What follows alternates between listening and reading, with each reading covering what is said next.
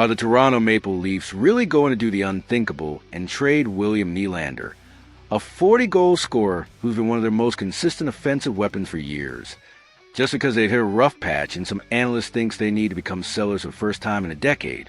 Or is this just another overreaction to a losing streak that will look absolutely ridiculous when the team inevitably turns things around? All right, folks, we need to talk about what might be the most controversial, most shocking, and potentially most franchise-altering rumor to emerge from Toronto in years.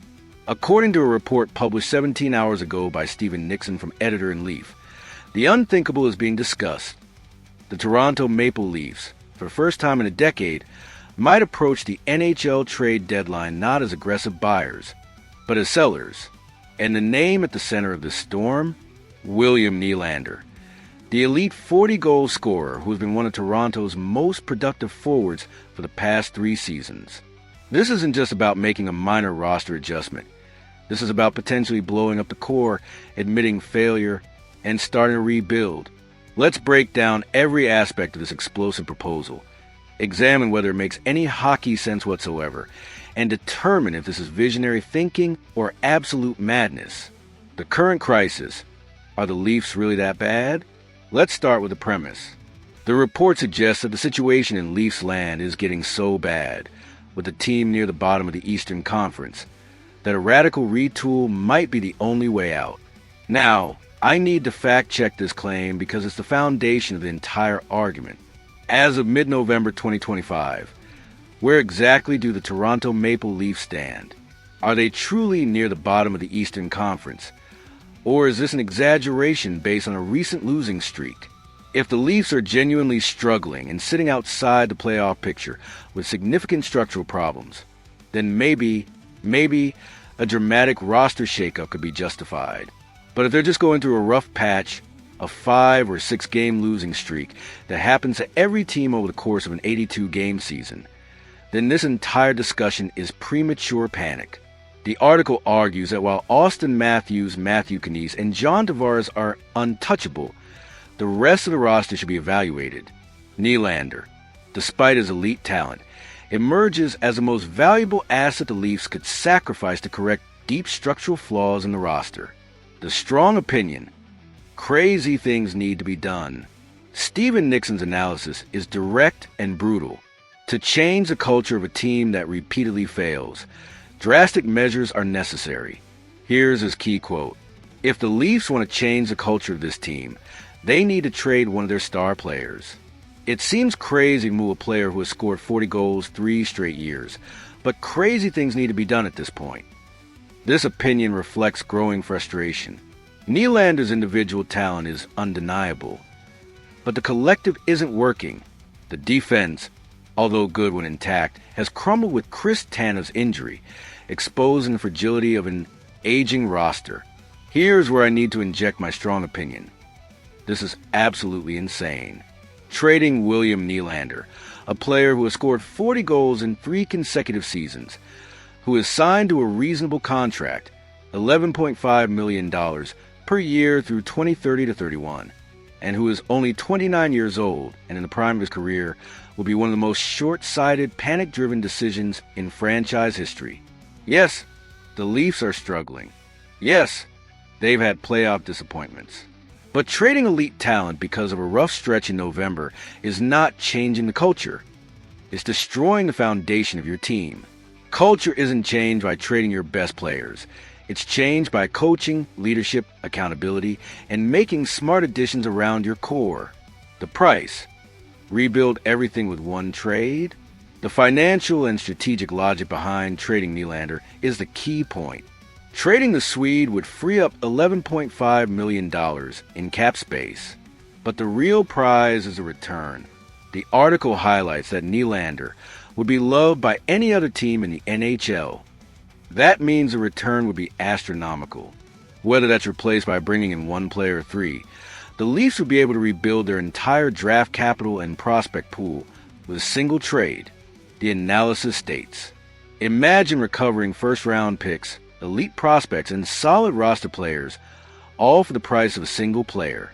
It's an opportunity to take 1 step back to take 2 steps forward.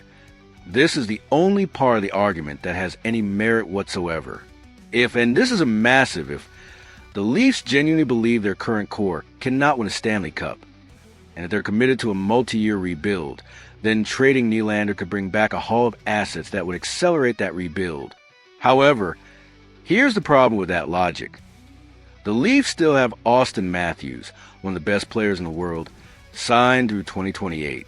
You don't rebuild when you have a generational talent like Matthews in his prime. You build around him. You add pieces to complement him. You make smart roster decisions to maximize his championship window. Trading Nylander, one of Matthews' most effective line mates and one of the team's most productive forwards, would be doing the exact opposite. Furthermore, what kind of return would Toronto realistically get for Nylander? Yes, he's an elite player, but he's also 29 years old with a significant cap hit. Teams would be interested, but would they be willing to give up multiple first-round picks, elite prospects, and roster players? That's a massive haul. I'm skeptical that any team would pay that price. The other candidate, Morgan Rielly. The article also mentions Morgan Rielly as a candidate for a change of scenery. Rielly, who has been number one defenseman for so long, could flourish as a number 3 or number 4 defenseman on another team. However, his contract of $7.5 million through 2030 is harder to move than the contract of an offensive star like Nylander. Nylander is the asset that would bring the transformative return. This is actually a more reasonable suggestion than trading Nylander. Rielly is 31 years old. He'll turn 31 in March 2026. He's been the top defenseman for years, and maybe a change of scenery would benefit both him and the team. His contract is large and long-term, which makes it difficult to move. But if Toronto could find a trade partner willing to take on that contract in exchange for younger assets or draft picks, it might be worth exploring. However, trading Rielly would also create a massive hole on the blue line that would need to be filled. And given Toronto's current defensive struggles, that might not be the smartest move either. My brutally honest take. Here's what I think, Leafs Nation. This entire discussion is premature, reactionary, and borderline insane. The Toronto Maple Leafs are going through a rough patch. They've lost some games. They're dealing with injuries, and the roster construction has some flaws. But the solution is not to trade William Nylander, one of the most productive forwards in the entire NHL, and blow up the core. The conclusion states, the Toronto Maple Leafs are at a crossroads. The team is not good enough to win now. Trading William Nylander will be painful and controversial, but it might be the only way to inject new life, youth, and assets into a franchise that is stagnated. I completely disagree with that assessment. The Leafs are absolutely good enough to win now if they make smart additions, if they stay healthy, and if they get consistent goaltending. Trading Nylander would not inject new life. It would destroy the offensive core and send a message to Auston Matthews that the organization isn't committed to winning during his prime years. If Brad Trailerving trades William Nylander based on a November losing streak and some analysts' hot take about needing to become sellers, he should be fired immediately. This would be a franchise-destroying decision that would set the Leafs back years. The right move is to stay the course, make smart additions at the trade deadline, like we discussed with players like Colton Parayko, Owen Tippett, or other impact talents, and give this core one more legitimate chance to win a Stanley Cup. If they fail again in the playoffs, then you can have conversations about major roster changes. But you don't blow it up in November because of a losing streak. What do you think, Leafs Nation? Am I being too harsh in dismissing this idea? Should the Toronto Maple Leafs actually consider trading William Nylander to rebuild their prospect pool and draft capital? Or is this the most insane overreaction to a rough patch that you've ever heard? Let me know your thoughts in the comments below. I want to hear all your perspectives on this absolutely wild proposal. And if you want to stay on top of every controversial trade rumor, every hot take, and every breaking news story as the NHL season unfolds, make sure you smash that like button and subscribe.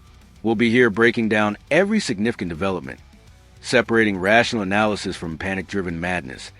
And you won't want to miss a single update as we continue to chase that ultimate prize,